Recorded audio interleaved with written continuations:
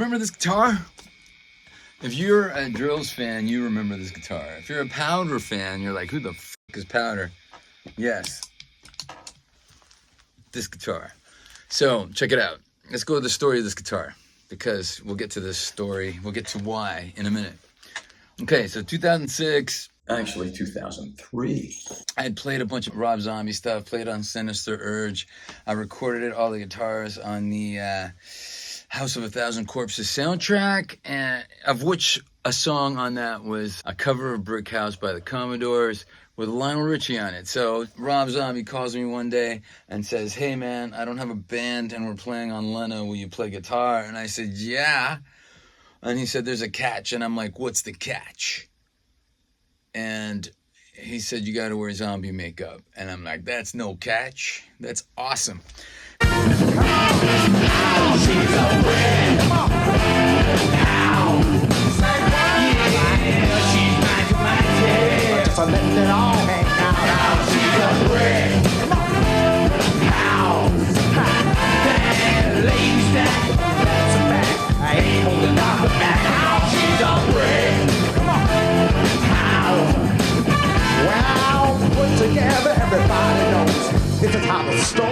So think about, it was April, I think, April 1st that we did it. I'd been talking to ESP/LTD about getting me a couple of guitars since the NAMM show before. So that was January, February, March, still no guitars.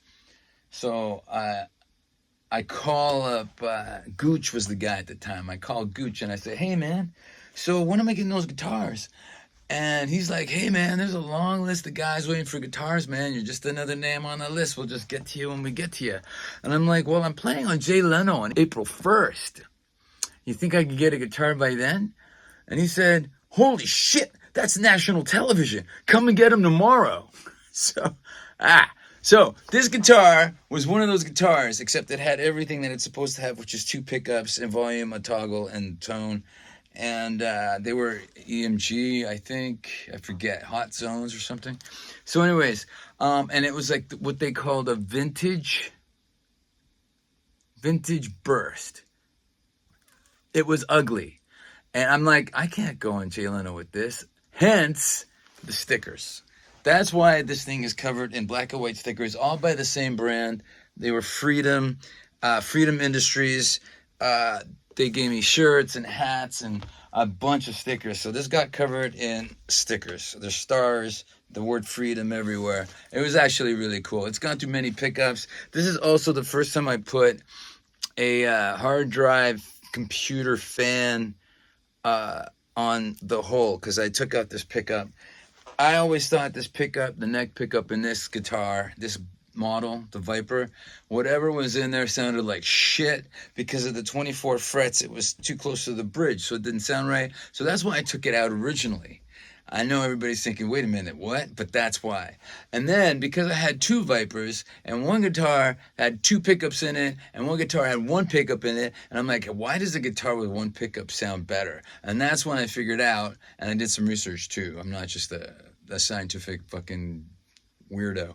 Even if the neck pickup is in there and the pickup isn't engaged, that magnet is still sucking on the strings, kind of ruining the vibration from here, which is point A, to here, point B. Or is it A, B? I don't know. The vibration of the string is a fuller vibration without the magnet sucking on it around here somewhere. Anyways, that's all in theory and opinion. And if you don't agree, I'm fine with that. That's cool. You don't have to agree with me. So after the Leno show with this guitar, this became my main guitar playing with Powder, and then I was playing with the Drills. So this was my main guitar with the Drills. And this guitar would go soaring. Like if we played the Key Club with Powder, there'd be like 1,200 people there, sold out, really high, like 24-foot high ceiling. I would throw the guitar up in the finale. It would go up 20 feet. It would come back down. I'd catch it, and we'd say, thank you, good night. And it was a good ending. So there was that show on a Saturday. The following Thursday was the Drills playing at the Cat Club. Not a 24-foot high ceiling. In fact, I couldn't see how high the ceiling was because it was painted black.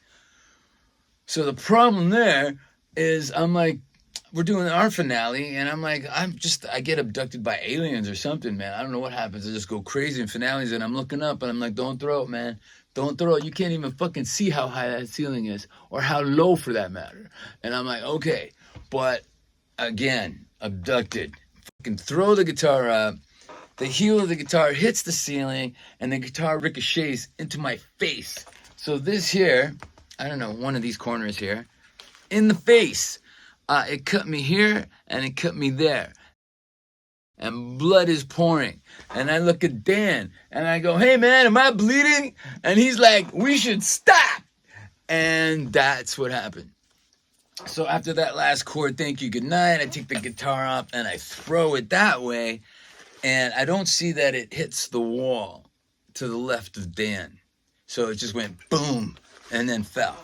And I'm thinking, okay, whatever. So the next day, I take the guitar to a session at Howard Benson's. And I walk in and I'm wearing sunglasses because after going to emergency at fucking 2 a.m. and getting like crazy glue flesh adhesive here and here, I still have a black eye, so I'm wearing sunglasses. And Josh Freese is the drummer on the session, and he's like, ooh, cool guy with sunglasses inside. And I take them off, and he goes, were you in a fight? And I'm like, yeah, I was just in a fight with a guitar, and I guess the guitar won. I give the guitar to Mark Van Gool. I go, hey, man, can you set this up for the next song? And he goes, sure. And then he comes in when I'm waiting, and he's like, hey, by the way, I don't know what you did last night, but that headstock's broken. We can use this guitar for this song, but let me fix this. So he glued it back together. So that's the story of this guitar, and this is why I'm sharing this, because a lot of people go, ever bringing the sticker guitar back? And I'm like, this is why I'm bringing the guitar back. You ready? I don't know if you're ready. This is why. So another story is I started a pre-sale of the new Drills record that's going to come out this summer, which is just around the corner. And the first thing that I said was the first 250 orders, me and Dan will sign the jacket of the record that's coming out on vinyl. It's called Pow, Right in the Kisser. There's like 10 tunes on there, different drummer on every tune. It's sick.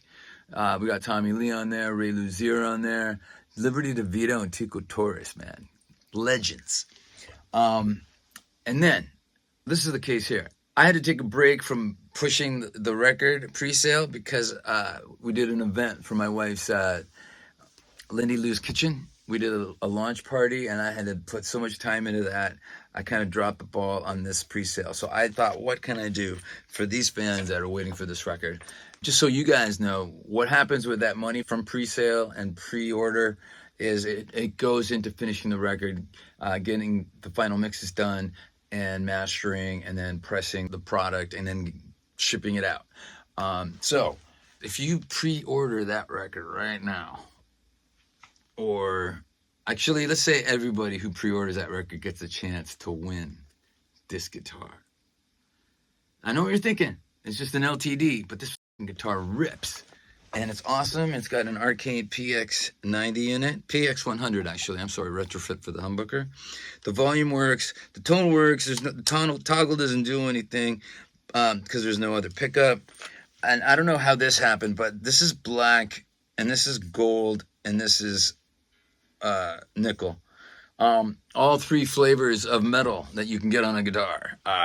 But that's what happened. Big washers, so this doesn't go flying away when I throw it around. And I forgot one story. In 2011, I took this guitar on the road with Bon Jovi when I first filled in for Richie Sambora, and this is the guitar that I whipped around my neck at 3 Bon Jovi shows. And at the Memphis show, John saw it, and then management came up to me and they said, hey, never do that again. So that was this guitar. I mean, that's the history on this thing. Who doesn't want this guitar? Even if you don't play, you hang it on the wall, and people go, what's that ugly sticker guitar? And you tell them all those stories. And you won it because you pre-ordered the new Drills record. Think about it. I think it's a pretty good deal.